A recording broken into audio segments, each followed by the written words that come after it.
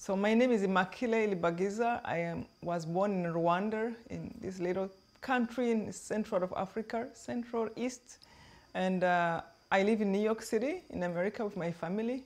I'm married and have 2 children. I'm a writer now. I used to work with United Nations until 2006 when I wrote my first book, Left to Tell. So I was asked to resign so that I can speak about this, which I didn't know what was coming next. But for 13 years now, I have been invited to speak almost at least average once a week. So it's still going on. I haven't gone back to work with United Nations. And I love it. I have written now 9 books. So I continue, I continue to write, and I just love it. And I do have charities. I go back to Rwanda to help other people who are still suffering in many different ways. So yeah, that's what I'm doing. So yeah, Immaculée, you have a very fascinating story. You were brought up in Rwanda. And so my question is, what is the background, and have you been somehow prepared for suffering that suddenly, or did it suddenly happen? Like, was it like a flash from the bright sky, or was it like you realized, oh yeah, there is something evil coming at me?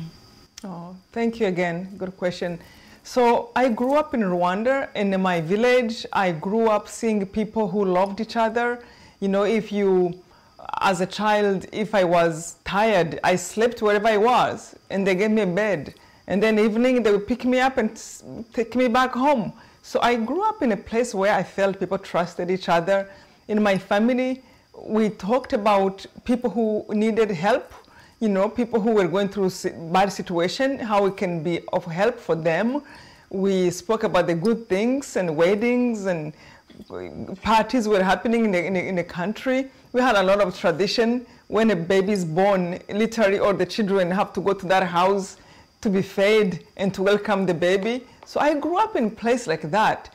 Nothing really prepared me for what was coming fully. However, 2 years before the genocide, that's when I started to see that there was changes. I remember there was a radio, we thought it was private radio, but later we found out it was actually founded by the leaders of the country. And this radio, we named it Hate Radio. But I remember the journalists, they used to act like they were drunk.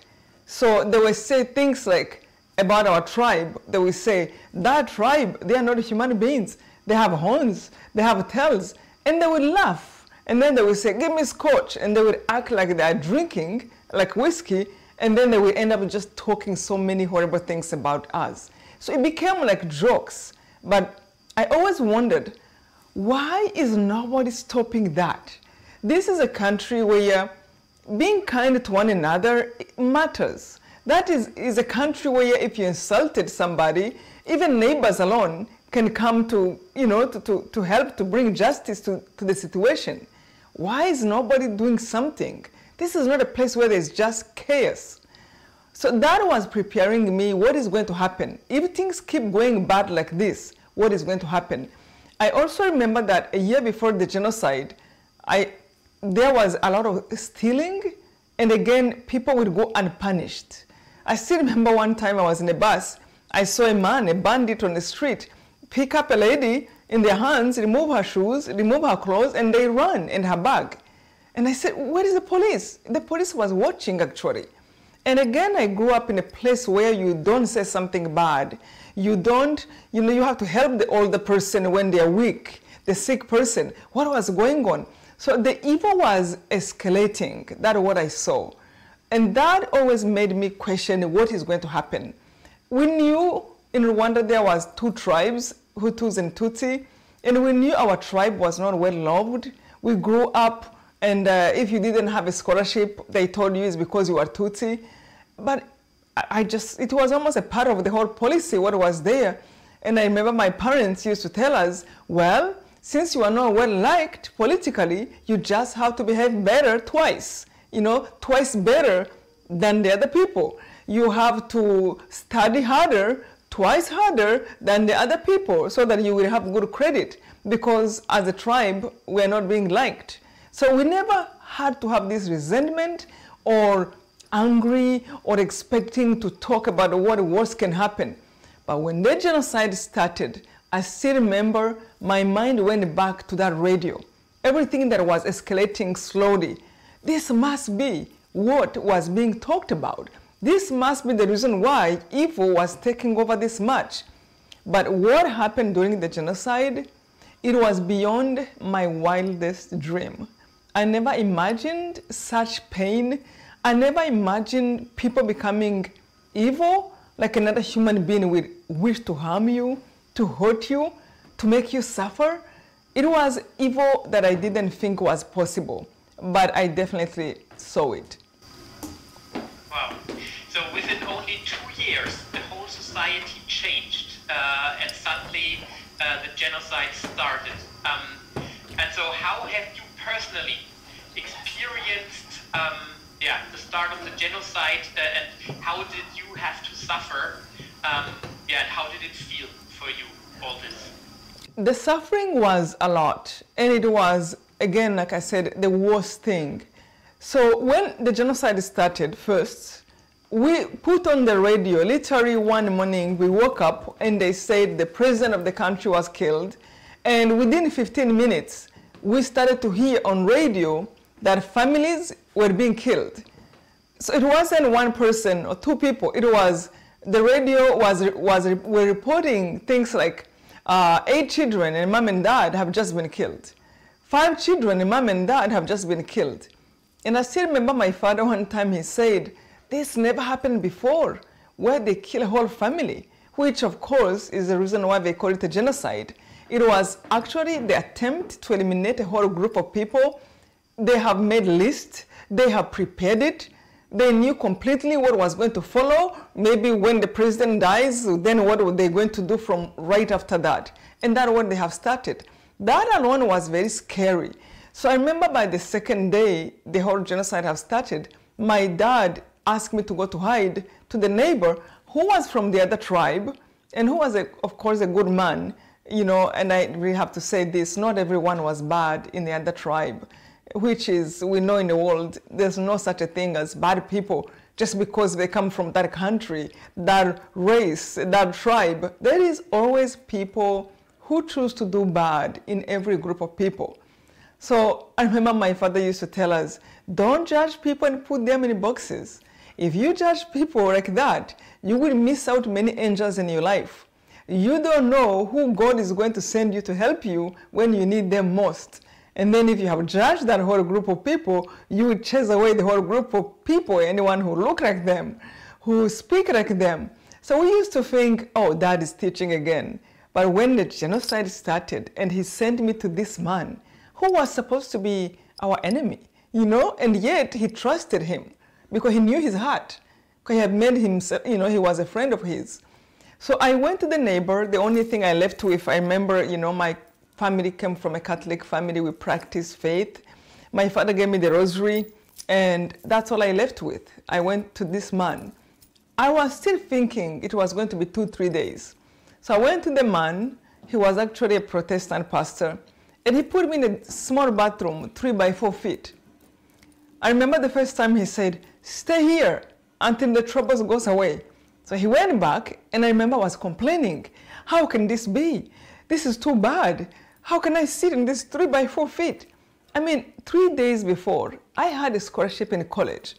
3 days before, I had my own room in my parents' house. 3 days before, I felt life was good. And now I was in 3 by 4 feet. So he said, sit here until troubles goes away. And he came back, as I was complaining, with 5 more women. Later, he came back with 2 more women. So we were 8 people in 3 by 4 feet. That is really when the terrible suffering started to happen to me in ways that I never thought. All the things I was watching outside, oh, a war is happening, this is terrible, but I have not yet experienced the suffering until I was in that bathroom. So there was, at so many levels, suffering. Emotional, physical, and spiritual too. So physically, to sit in this 3 by 4 feet, oh, I had so many questions. Why this can happen? Who is putting me through this? How can they do this? I am innocent. And why do I have to hide? This is in my village. This is not even somebody, a stranger who came from far away. So the questions I was asking myself, I felt they were putting me deeper even in suffering.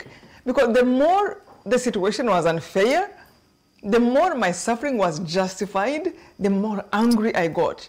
And the more angry I got, the more pain I felt. I still remember, I couldn't even remember how to smile. I felt like my whole face was twisted, you know. I wished I was innocent. I wished I wasn't even thinking about what was happening. Like I'm not even capable to see what is happening. So I can enjoy one more day, because it was just so painful to see the injustice that was happening there. And then I will move from anger, which was just hurting me everywhere from my head to toes. Then I will move to fear. What can happen if they find me? What can happen if we don't leave? If they kill my people? And then I will start to suffer just the fear of what can happen, the loss I might have, which in the end I end up having it. But the pain was already there thinking about that. So the emotions of fear, anger, and they hurt differently. They were so overwhelming, and it just was so hurtful. And then I would feel impatient. And I would be like, I can't take another day here. And with that alone, it was painful also. So there was a lot of pain in different ways. And then the man who was hiding us, he will bring us food. And the food he was able to bring us because he told his children that he sent us away. So his children didn't know that we're there. We had to be absolutely quiet. He couldn't bring enough food to us. He will bring food like at night on a plate, the leftovers of his children, really. And he did that not because he wanted to give us that, but that's what he could afford, because nobody knew that we were there. So he will bring us one plate with the leftovers he took from the garbage, and 8 of us would have to share that. So I was really hungry. I never felt hunger like that. It was like a knife in your stomach. Before I was hungry, but not like that. I remember one time we spent 3 days without eating anything at all, not even water. So it was painful in many ways. Wow. It's hard to imagine how you could survive it all this. So how did you survive, especially as also your martyrs were on your feet, so to say? They wanted to kill you, I think, yeah. So we go to a time, so all this time in that bathroom, I thought it was going to be 2-3 days. So the more the situation got worse, the more, of course, we were in pain. But I remember a week after I was in the bathroom, I asked the man to put a radio outside, and that's really when I knew that the government now was on radio calling everyone to kill every one of my tribe. So they gave order to start searching every one of my family, they gave order to start searching people of our tribe. They were giving prizes to people who killed more people in stadium, in the churches, in the public places. And that's when the pain became even worse. I remember one time they came to search for us. There were 300 to 400 people. They came inside the house, all around the house, and they started to search everywhere. They started to search everywhere. The man who was hiding us, of course, he couldn't come to the bathroom, but he's the one who told us later what happened. But in that time they were searching, I thought my life was over. And another thing was hurting was, again, that kind of inner voice that tells you the worst that can happen. So I felt something was telling me, open the door, end the torture. They're going to find you anyway, why hide? But there's always bad and good voice. One nicer voice in me also was telling me, do not open the bathroom. Ask God to help you. No matter how painful it is, don't end your life. Keep asking, don't end your life. So I remember in that time, I turned to God. I literally turned to God, not as a Catholic, not even as a Christian. I turned to God as a creator to the one who have created it.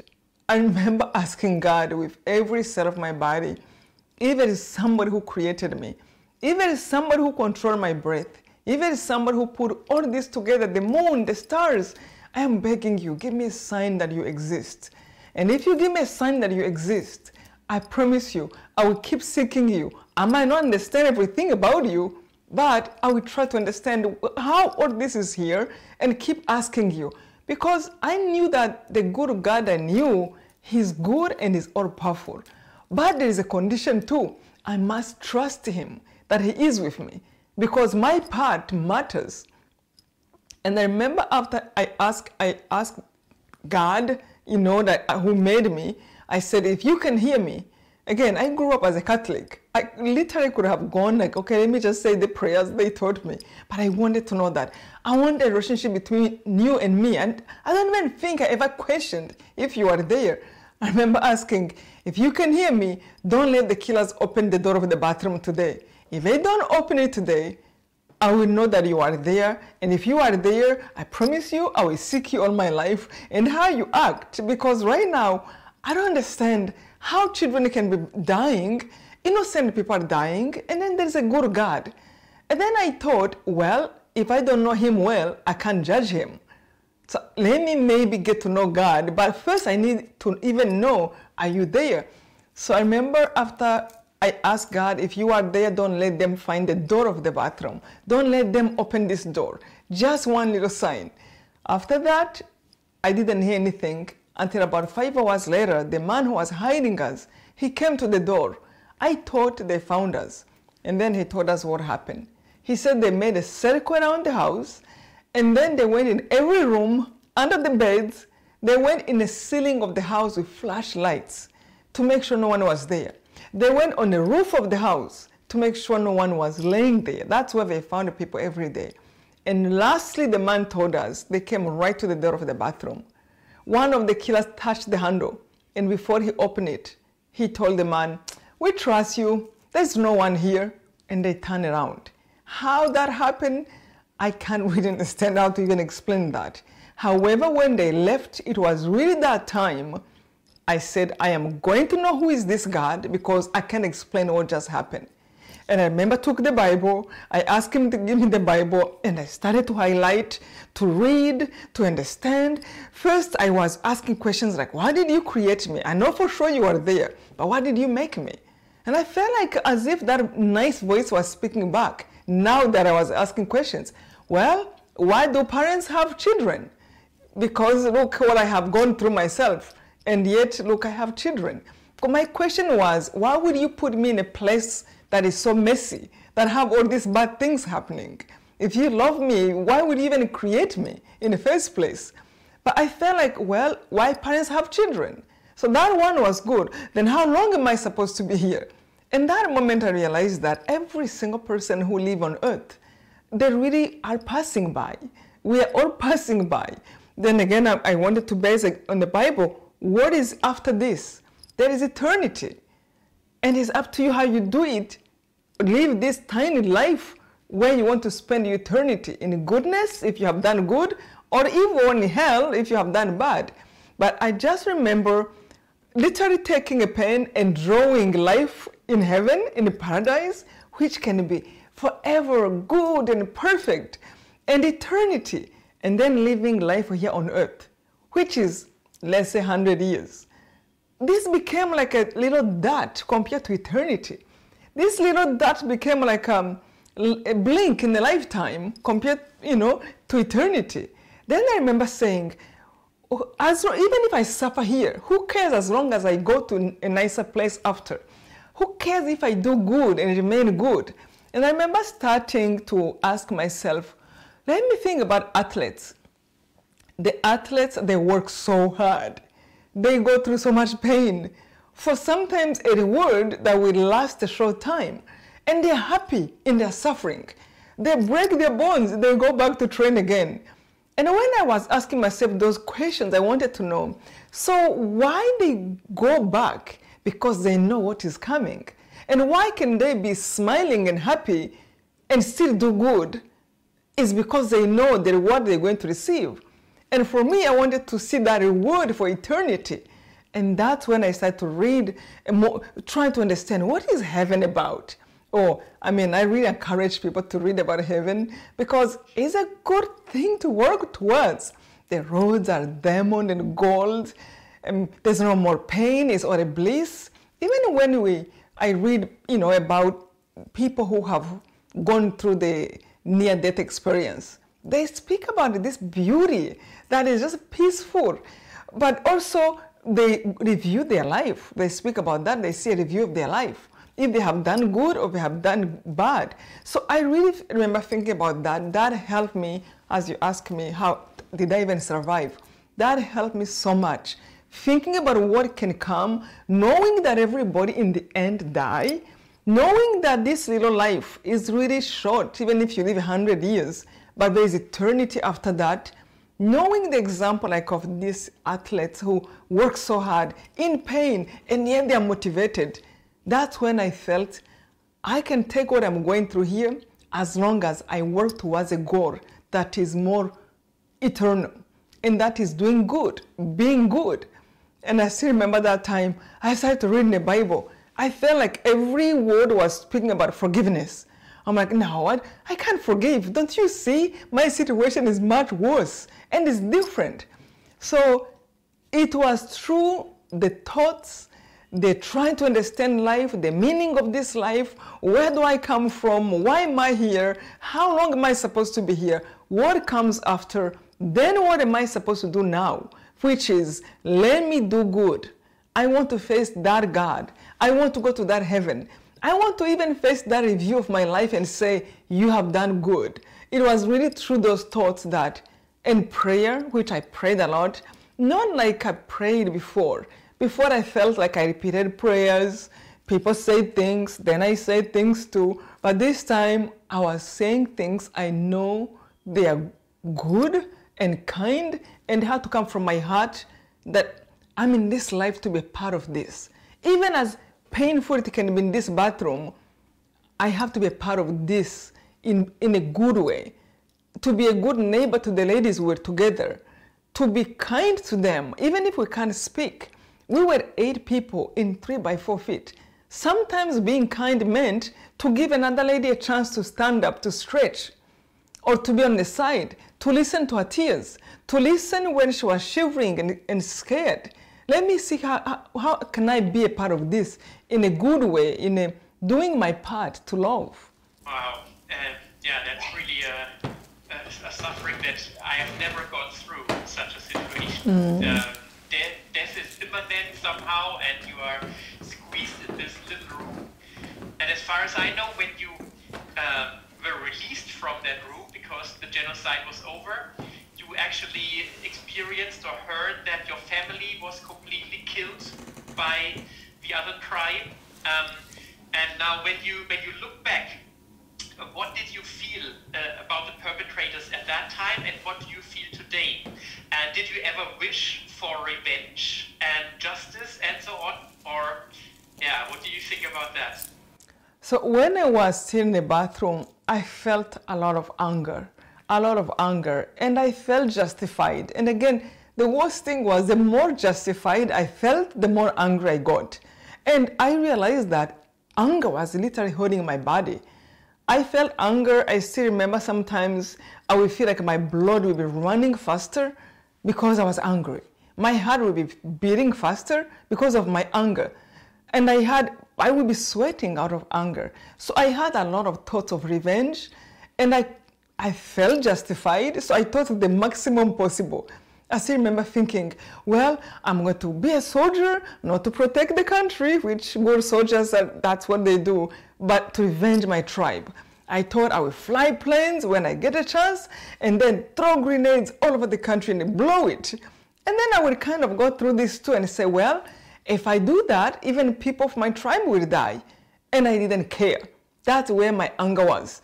And then I might die too, where I don't mind. That's where my anger was. And anger is horrible. What I started to realize was that the more angry I was, and the more these plans of revenge I had, and I would be in pain in my body, even if anger has a way of lying to you, as if like you're having some justice, as if you're making something good, and like they hate you, I hate you more. you know, as if somehow there is equality or there is something good you have done. But it became obsessive. I would go through this anger and go back again.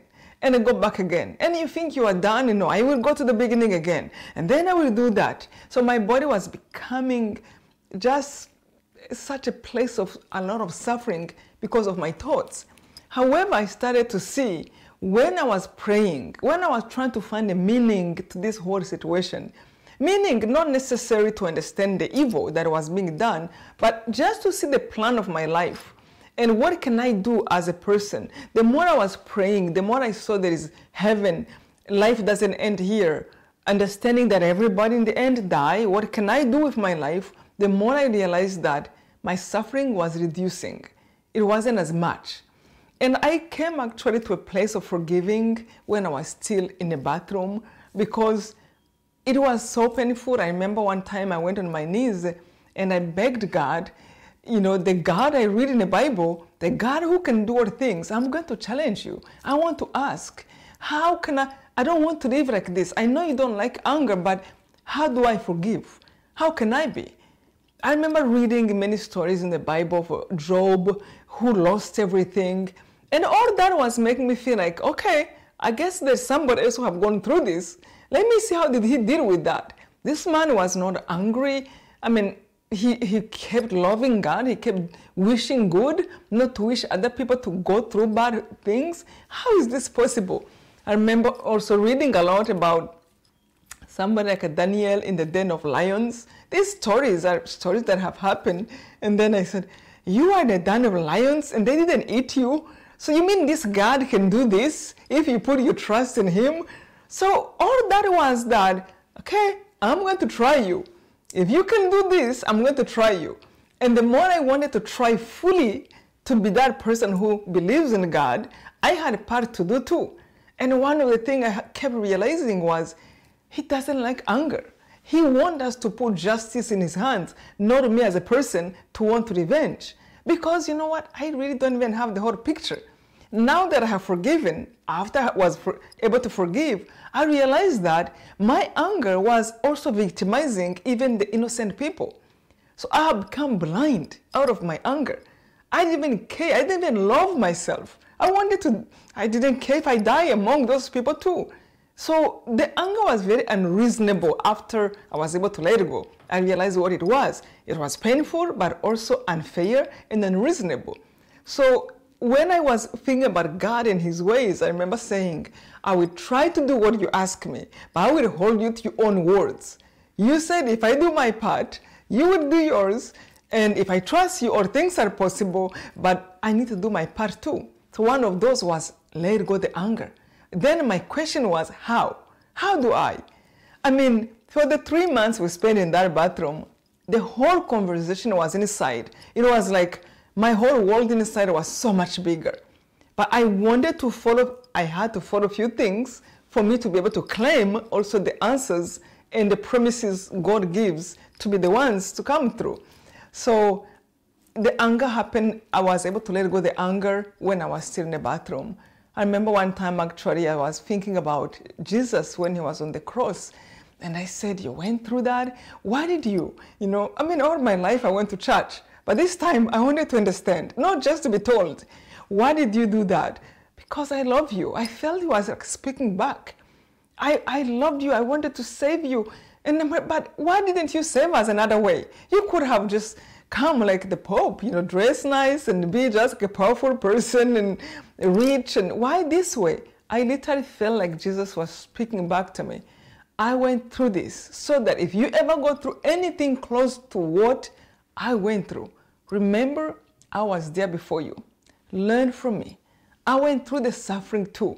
But I didn't want to kill people as you're trying to. I forgave. I'm like, you're right. If I want to follow you, I better actually behave the right way. You ask people to behave and then see if what he said also will come through. And I remember the words he said on the cross when he said, forgive them, Father. I mean, take it as read as this, as we read as a Christian from the Bible. He had nails in his body. He's hanging on the cross. I was still in the bathroom. And then he said, forgive them? They don't know what they do. And truly, again, if you take it from perspective of a Christian, of the person who believes, who killed God if you know who he is? If he's the one who gives you the breath you are breathing, which of course that's what we believe, why would you kill him? Even beside that, those who don't believe, who killed an innocent person? Why would you torture him that way? You know, what did he do to deserve? I mean, this is something I discuss with friends who don't believe. They really can agree, historically speaking, this man have done nothing to deserve what they put him through. But me now as a Christian, which I have more responsibility to believe what I know about him, I was watching him and I'm like, you went through that because you love me. That alone started to give me back my self-esteem. Somebody cared for me to a point of taking a bullet for me. And then you're right. Look how he's behaving. I can do the same. But how? They don't get it. And in that moment, I felt as if God was speaking to me too, and actually making me realize that people who are trying to kill you, they don't even measure the consequences that will come to them. Their own consciences. I mean, where have you heard somebody who just kill innocent people and say, I will live in a paradise, all is good? I mean, if I say something unkind about somebody, I really don't sleep. I need to apologize.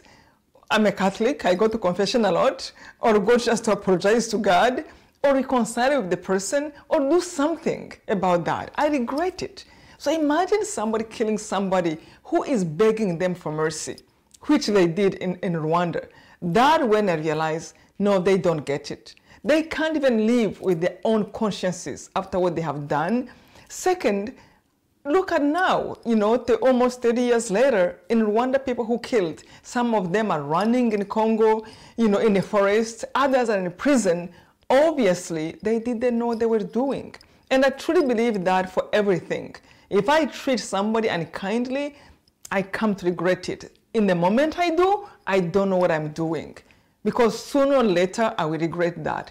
And that's what I thought about the people, just by the example of who Jesus was and what they were doing to him. No, they don't get it. The same for me. They don't even get the pain they're causing me. Who killed an innocent person? My father was somebody who was helping people in the village. He was a teacher. He literally, and my mom, gave themselves to the service of the whole community.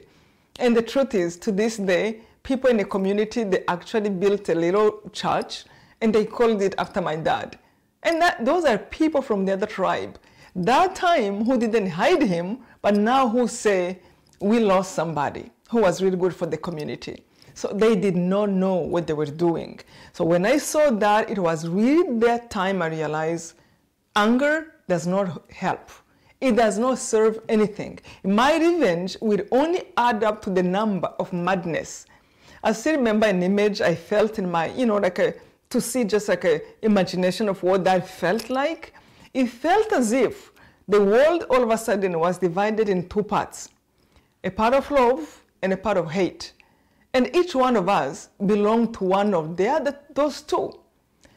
So a part of love, there are people like those who are peaceful.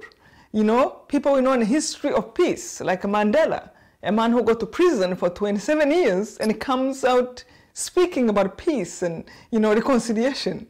People like Mother Teresa, a woman who was chased away from people who didn't practice the same religion. Why are you here? But she kept going. I want to help your children. They put her to suffer, they screamed at her, but she still wants to help the dying people in those places. And on the side of hate were people like Hitler, were people like sadly me who was thinking about revenging, you know, people like those who were killing during the genocide. People on the side of love are people like Gandhi, again we know in the history of peace, you know, the saints. And all of a sudden I felt as if God was telling me we all have the liberty and the freedom to choose where to stand. Either you choose to stand with people who are hurting and revenging and insulting and just like this unending, you know, cycle. Or on the side of love, where people, one thing I discovered on these people on the side of love, in that moment, These people have known injustice. They have known suffering.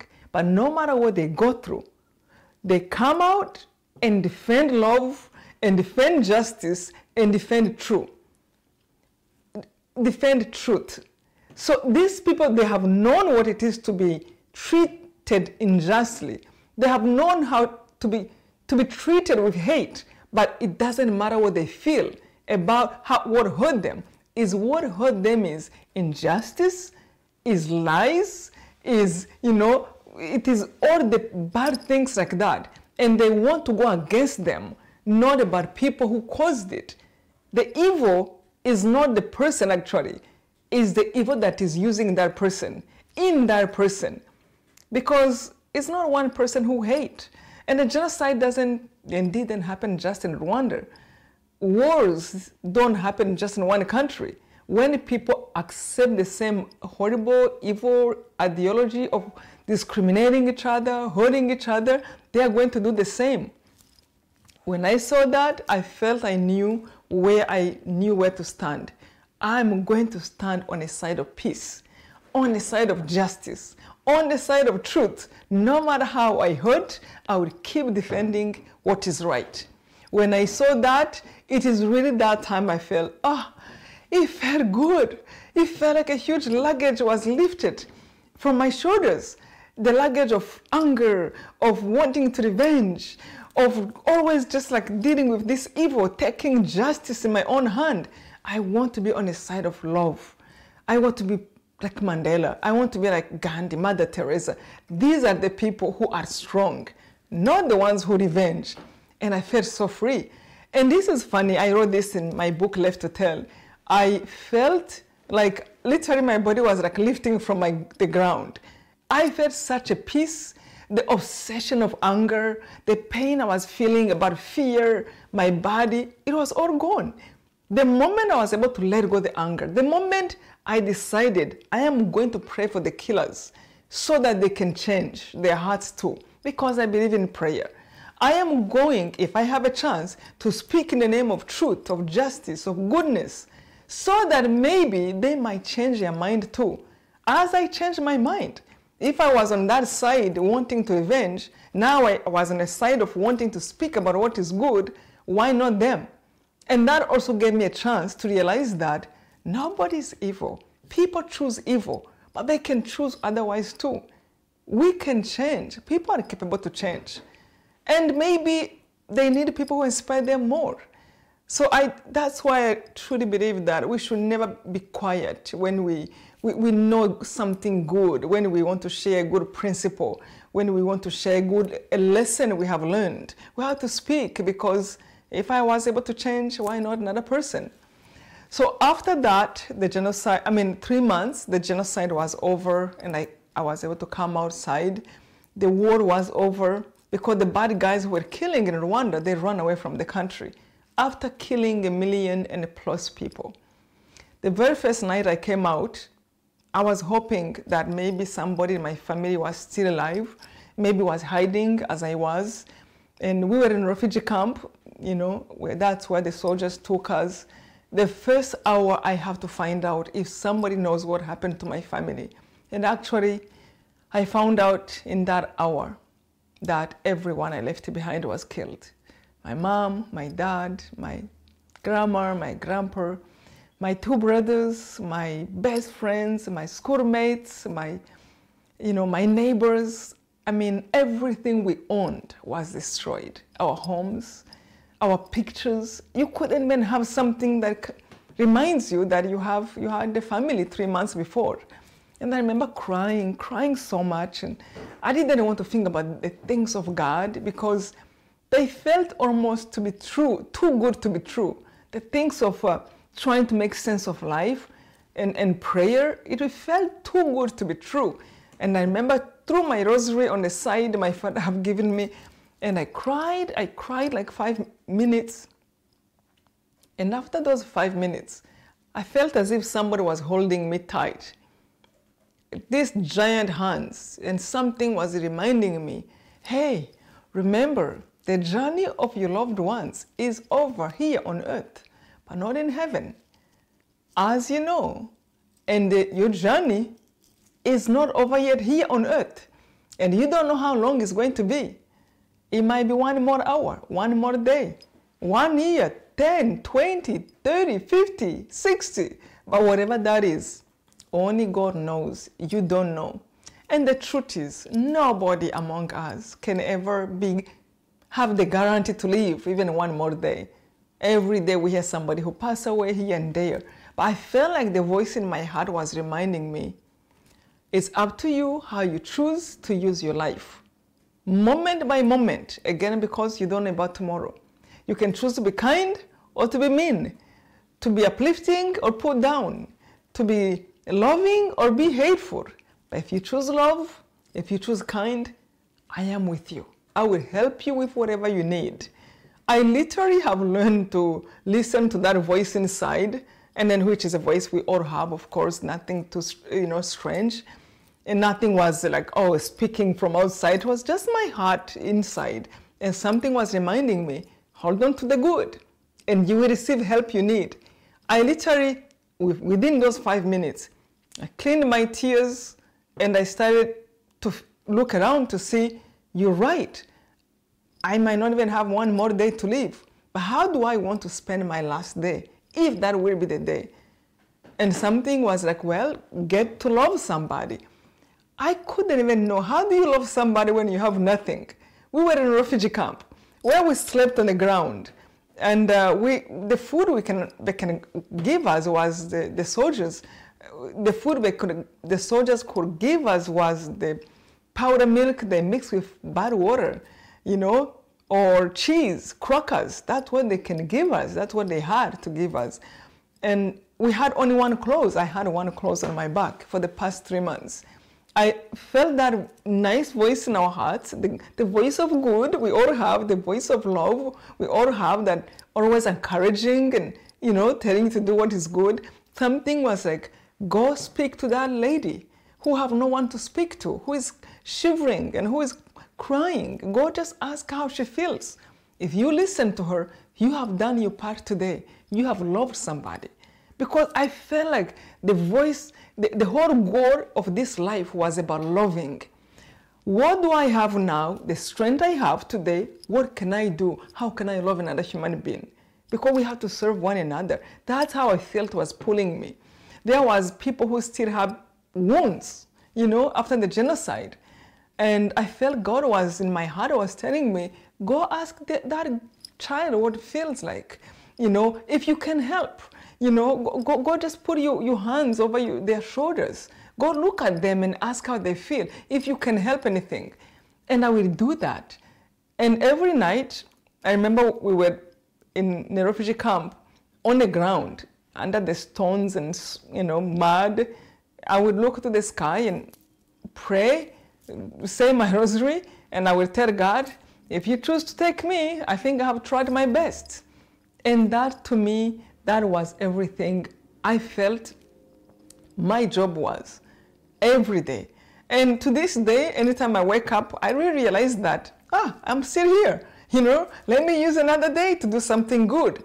And what I realize also is that every day I have different capacity to do good, to love.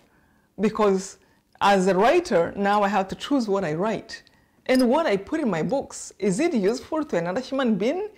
Is it something I'm sharing a lesson because we are all growing? I have to make those decisions when I'm writing. When I'm speaking, am I giving the best I can to another human being in loving, not just to express anger or to express my frustration, but am I giving something useful to another human being? As a wife, as a mother, am I giving my moment by moment to choose love? And to me, that is the goal of each one of us in this life. And I have met people who definitely have a lot of capacity to love. Because again, this is for each one of us. One time, I remember I met President Bush when he was still a president. And he told me, he said, Bush Jr., he told me, I read your book, and your book have helped me to know how to deal with Darfur. And it was like a shock to me, because when I was writing, I wanted to write for individuals, everyone who is watching, everyone who will read it, just to be able to deal with their own suffering. Also to take the responsibility of the life they have today to do good, and never to feel that you are small or your responsibility is less. Even the person who just opened the door have done something good if they do it with love. Someone who sweep can decide to do it with love. And that alone is just huge. So when I met Bush and he said, your book have helped me to know how to deal with Darfur, where in Sudan, where a genocide was going through. It took me by shock. I'm like, you're right. You are one person, you are individual, but you have a huge responsibility. You know, you can change the life of a whole country. You know, that was just like, wow, you're right. So, and I think, again, that is for each one of us, you know, every single person have the responsibility to love, and that is the meaning to me of life, to do good, to use my strength, you know, to wake up from the couch and go out and just do something good. So coming back to meet the person who killed my family. When I went to meet somebody who killed my family, it was about 3 months after the genocide. I have found a job, actually, in the United Nations. I was working in the main city. A lot of miracles, one miracle after another really have happened for me to be able to be there, which again, the best gift I received from the genocide was never to neglect any moment. Not to spend my time complaining, not to spend my time blaming, but do something about it. Even if it means to pray, even if it means to send a blessing to the people, do something about it. It's not about complaining, blaming. You know the situation, learn what it is, but do something about it in your capacity. And then love somebody, care for somebody. So I went to see this man, and why I went to see that man is because people used to tell me where I was working that you seem happy. I mean, 27 years later to this day, I still cry, you know. So it's not like I miss my parents, I miss my brothers. So I have those moments that to miss them. But I also have come to realize that their journey was over, mine is still here, let me just work because I still have work to do. But so I will be joyful whenever I'm not crying, of course. People will tell me, there's no way you can be this happy. You just lost your whole family. How can you? And I told them, well, you know, I let go the anger. I feel good inside and I feel happy. People again convince me, you can't forgive this quickly. It must be just a mechanism of forgiving. I mean, a mechanism of surviving. You can't forgive this quickly. And that made me scared. I thought maybe I might one day start to go crazy. So I better go to see if I truly feel like I forgave or if this is just madness. So I went to the prison. The head of the prison was a friend of my father. He opened the door, and I remember he told me, you can ease up your pain. You can do whatever you want. You can hit him. I'm here. I will protect you. I'm like, okay, you know, but I still really didn't have a desire to hurt him. I just wanted to know, how do I feel if I see someone who killed my family and members of my family? And I will never forget, the man opened the door, this man came towards me, and I started to cry unconsolably. This man was a good man before. I remember a neighbor who had children my age. I respected him like a father. Whenever I went to his house, I just, whatever he said, you know, I ate in his home. It was all good. And now he killed, and that's where he is. And what made me cry was mostly the situation, how he looked like, how bad the situation was. I remember his feet were swelling, his foot, you know, his pants was all teared up. He hadn't shaved maybe in 6 months. His hair was upside down. Maybe he hadn't showered in those months. He just was in a terrible situation. So I remember thinking about him before when he was a man of the family.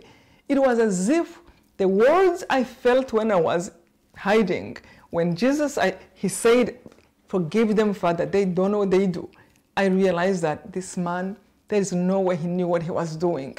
And I truly cried for him, for his family, for his wife, the children who will never see him, because of the choices he has made to do evil, to hurt other people. And I reached out to him And I told him I forgave him. And when I told him that, the man who was there at the head of the jail, he was mad. He said, how dare, don't you remember what he did to us? He kicked him out and he was mad at me. And this man also have lost 5 children, you know, and his wife, he was killed. So I knew he was feeling pain too, and I couldn't blame him. And obviously he did not go through the journey I have gone through the same time as me. So I had to say bye quickly because he was really not happy. And this is why I even shared the story. A year later, this man came to look for me and he told me, thank you for that moment. I said, what? But I know you're angry at me, but he said, no. When you forgave him, you told him I was lost. I didn't know what to do because me, I have been hurting them every day. And I will come back the next day feeling the same anger. I will hurt them again, revenging my family. I will go back home feeling good, and the next morning I will come back more angry. He said, I didn't know how to deal with the situation. And when you told him you forgave him, you are at peace. I went home and I was confused and I was mad. But he was more interested now to come back to talk to them, to see what they have in mind. And he said, the more I talked to them, I realized that there was still a human being who was also regretful for what they have done, who have lost, who was confused, who had been misled by whatever voice in their hearts or people around them. And then they did evil. And the man told me, I wanted to tell you I was able to forgive too. And the man who have lost his children and his wife told me, now I also want to tell you, I am engaged, I am going to get married again. And if it was not for that forgiveness, I would not be here today. I would not be happy today. So I wanted to come to thank you. And that's when I said, okay, now I can share actually what happened that time. So meeting the man who have killed my mom and my brother, it was hard, it was scary. But what was hard was to learn how to forgive, to learn to understand what is my part in this life, what is my God, what am I supposed to do, which is really for everyone. I don't know what is tomorrow. I don't have a clear path. You know, sometimes people ask me, so this was, maybe you were born for this, you were supposed to do. I'm like, I don't know. As long as I choose love today, there is always guidance. As long as I choose to respond with kindness, with truth, there is always next step that comes. And whatever next step that comes, I will just take it responsibly. But I never think that writing was more important than how I'm living also with my family, how I am dealing with a friend I meet today, how kind and attention I need to give them in that moment. And whatever my next responsibility is, I want to give the best I can too. And when pain is there, I know there is that temptation again. Oh, look how that person have hurt you. Look how they have betrayed you. Be angry. But I know where the anger took me last time. And one thing for sure I know, we can forgive. And forgiveness is freedom. And forgiveness is peace. And forgiveness brings you joy. So anytime I feel angry at a situation or at a person today, I go back to the knees and start to beg God, please God, help me. I want to forgive. Help me to let go of that. Help me not to want to be the one to make justice. Help me to see this person as a person, not as their mistake. Because everyone has good and bad. And help me to remember that this pain of anger can go away and I can feel free. Because there is so much joy. And again, everyone will suffer. This is a part of this life. We all do suffer. When you think another person is having a good time, maybe in a moment, but you don't know what they went through last year or months before. So I really also, through this experience, it has taught me to be happy for people, because life is hard for everyone. Life throws obstacles and difficulties on everybody's path, and everyone have survived something or surviving something. I have met people in my journey of speaking and visiting different cities. I have met people who have killed them, who have lost family members. I've met people who have lost family members by suicide, maybe because of something another person will think is not so big. And that also have taught me to really value everybody's pain.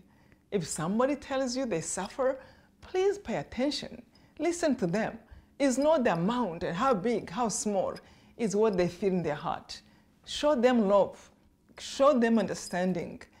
Because suffering is suffering no matter what. And again, everybody goes through suffering in some way or another.